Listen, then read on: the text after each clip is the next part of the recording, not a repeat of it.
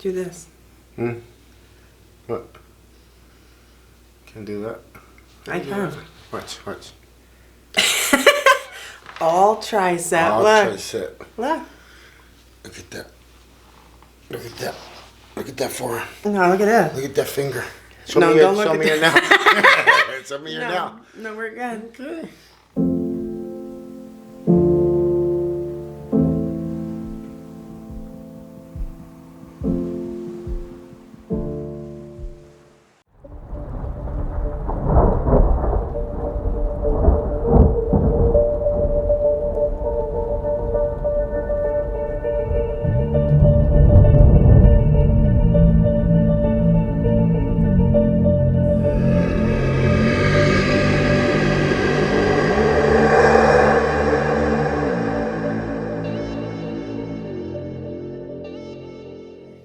What's up, guys? My name is JC. And I'm Bethany. We are the Savages. And today we're going to talk about living with somebody that has post-traumatic stress disorder, PTSD.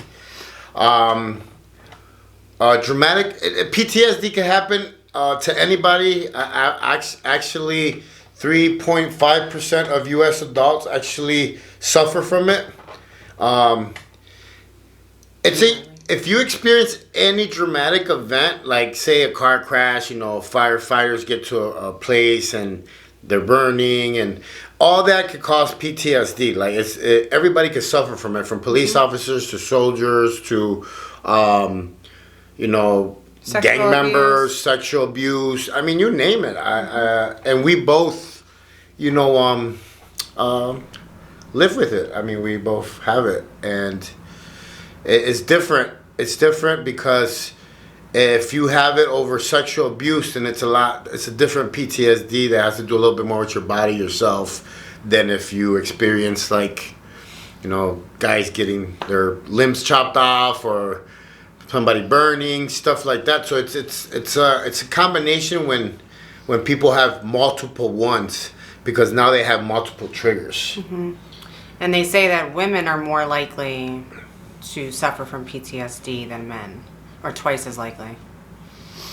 I think because they're so emotional. Yeah. Well. And women are very, very strong, man. Like I seen it firsthand.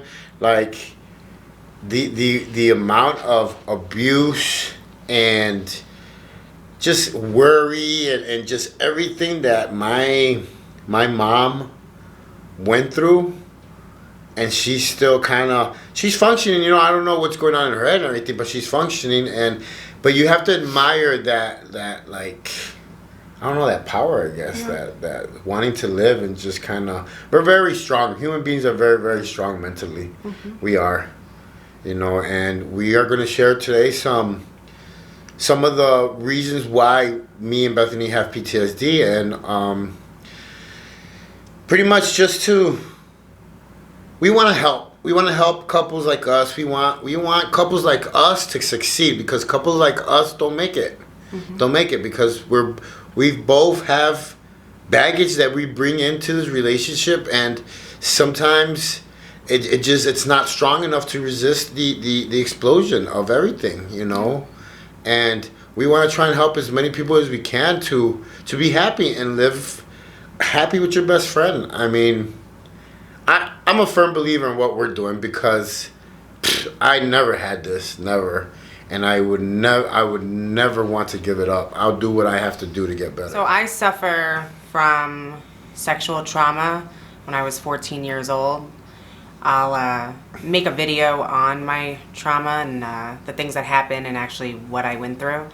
But I have a lot of emotional issues from it.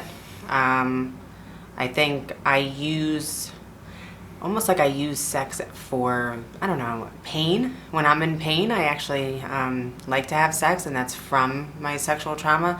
And I'm just very emotional. So when he gets a certain way, or he gets angry, or he yells and lashes out, so I sit there and I run.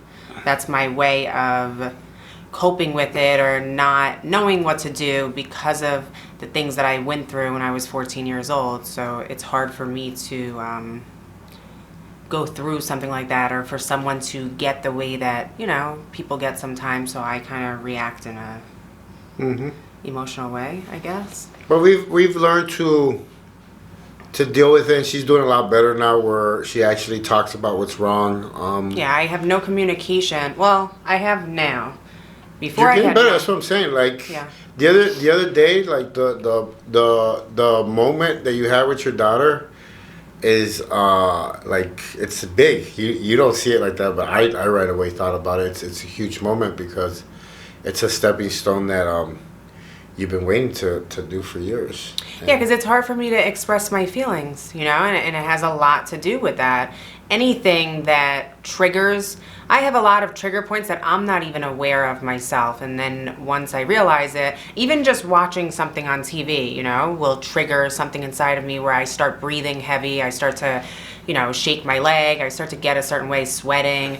And then I start to realize that there's something, you know, there's something wrong. I used to be on medication, Xanax, you know, I took that for 5 years and I got myself off of it because I just, you know, for me, I just wanted, you have to learn how to, I guess, cope with it and understand. You just have to get better at, you know, dealing with it. That's all. I mean, it's always going to be there. Yeah, well, I know. You know, it's... There's just trigger points, Yeah. you know, for everybody that has PTSD. So you want to try and avoid, it's hard to avoid it, but you want to try and avoid as much as you can those trigger points. And when somebody, like for him, for instance, when you get a certain way because of your PTSD, I have to know how to help him in that situation. You know, I have to learn the symptoms. I have to listen to him.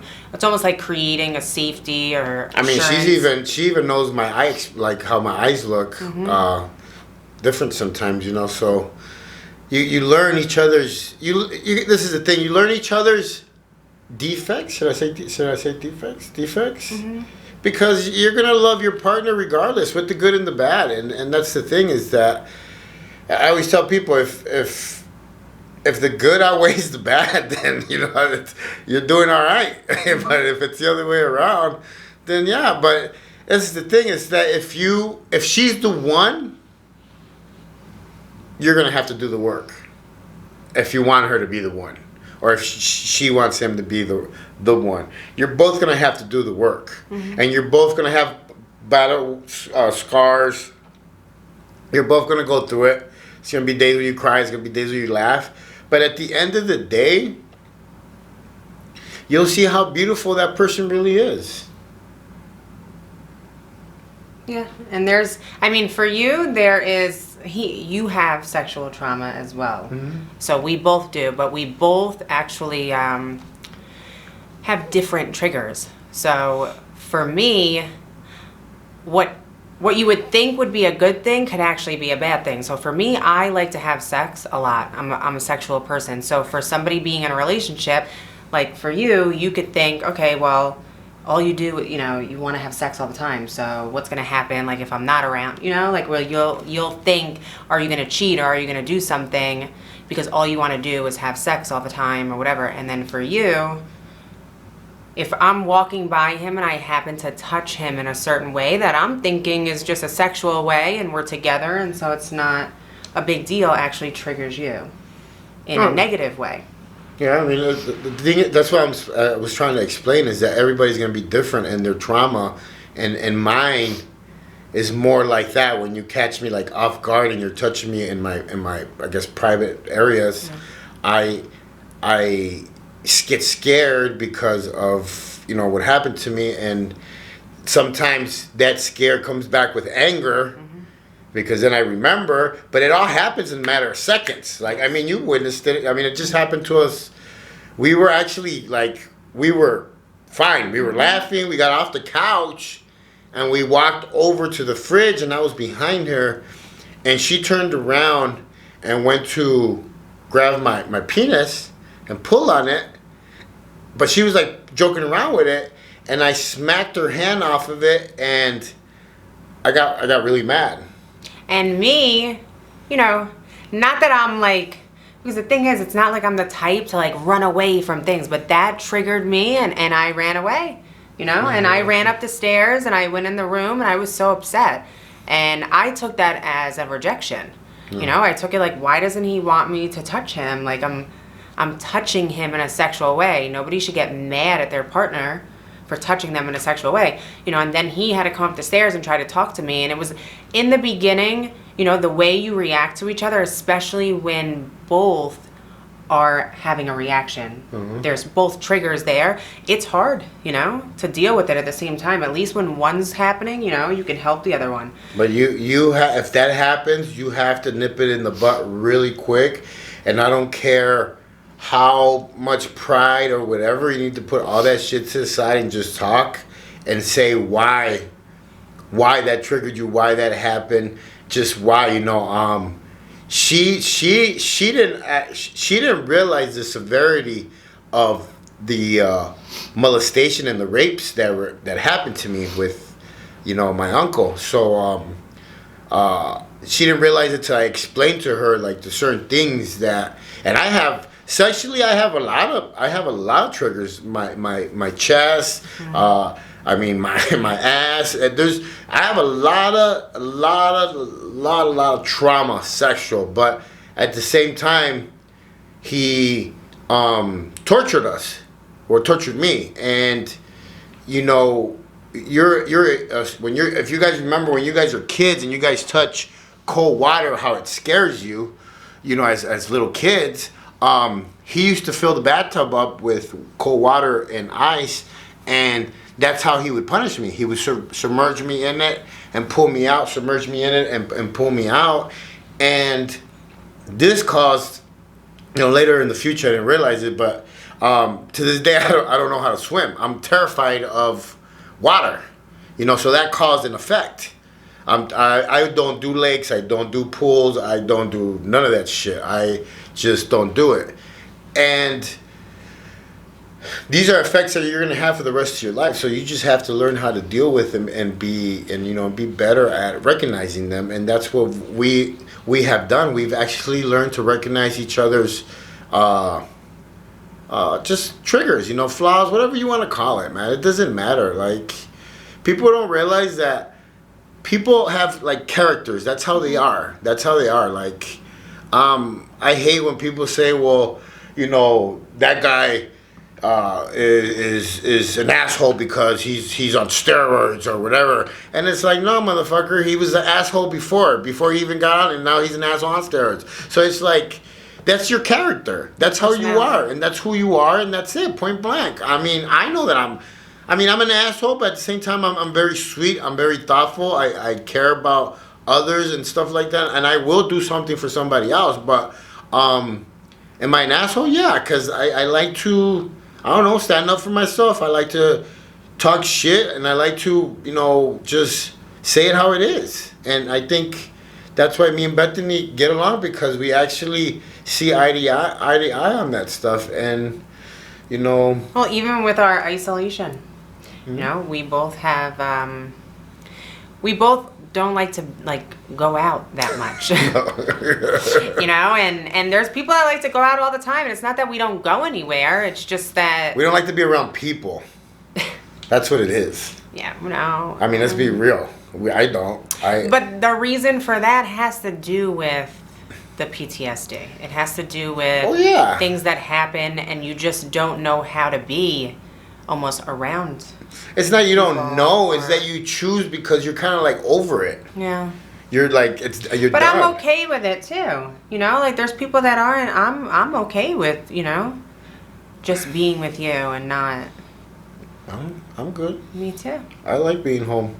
I like being home and like doing what I do. Like, people don't realize how lucky they are. Like, it's just, sometimes you have to really look at like what do you have and what don't you have, and is it really worth it? Like, I've learned to be like content and actually enjoy my life every day. Laugh, be happy, smile. Learn to deal with your demons, so that way when you find that other person, her demons play well with yours. And that's it, pretty much. Point blank. You have to do the work. It's like anything and everything.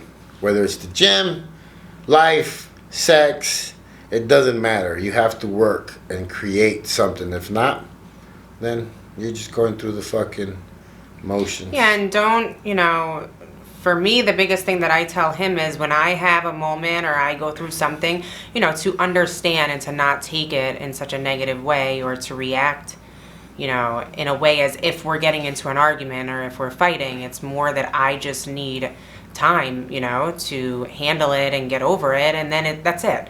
You know, it comes and it goes. It's not like it's something that's there that is an issue. It's just something that triggers it, and then you have to go through it, but you have to learn your partner and know what to say and do in order to get them out of whatever they're going through at that very moment. Yep. You know?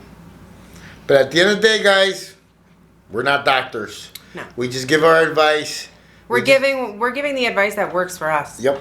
You know, and so we just want other people to know that they're not alone and that, you know, everybody goes through this, especially people that suffer with PTSD, and two people in the relationship that suffer with it, you know, that you have to learn each other's triggers. Yep. So. But you heard it here, guys, at Married to a Savage.